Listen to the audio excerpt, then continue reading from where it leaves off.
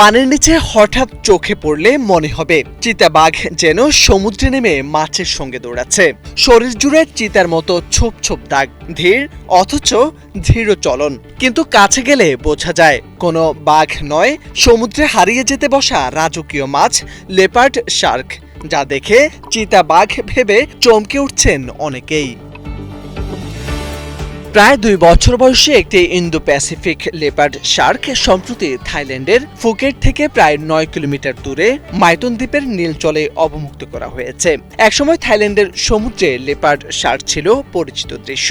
জেলেদের জালে ধরা পড়া, অতিরিক্ত মাছ ধরা, ম্যানগ্রোভ বন ও প্রবাল প্রাচীর ধ্বংস এবং দূষণের আঘাতে সেই দৃশ্য এখন প্রায় অতীত। আন্তর্জাতিক প্রকৃতি সংরক্ষণ সংস্থা IUCN লেপার্ড শার্ককে বিপন্ন প্রজাতি হিসেবে ঘোষণা করেছে।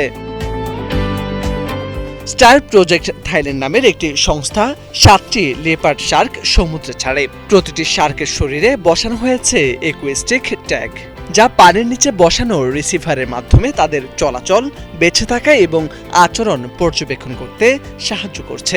আন্দামান সাগরে ফাঙ্গা উপসাগরে বসানো 20টি রিসিভার থেকে প্রতি কয়েক মাস অন্তর তাদের তথ্য সংগ্রহ করা হচ্ছে।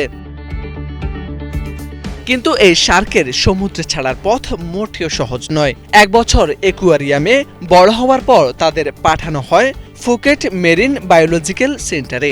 সেখানে শেখানো হয় প্রাকৃতিক ভাষা, কিভাবে খাবার খুঁজতে হয়, কিভাবে পরিবেশের সঙ্গে মানিয়ে নিতে হয়। এরপর মাইতন দ্বীপের কাছে সমুদ্রের বিশেষ খাঁচায় প্রায় 8 মাস রাখা হয়, যেন তারা ধীরে ধীরে প্রকৃত সমুদ্রের সঙ্গে পরিচিত হতে পারে।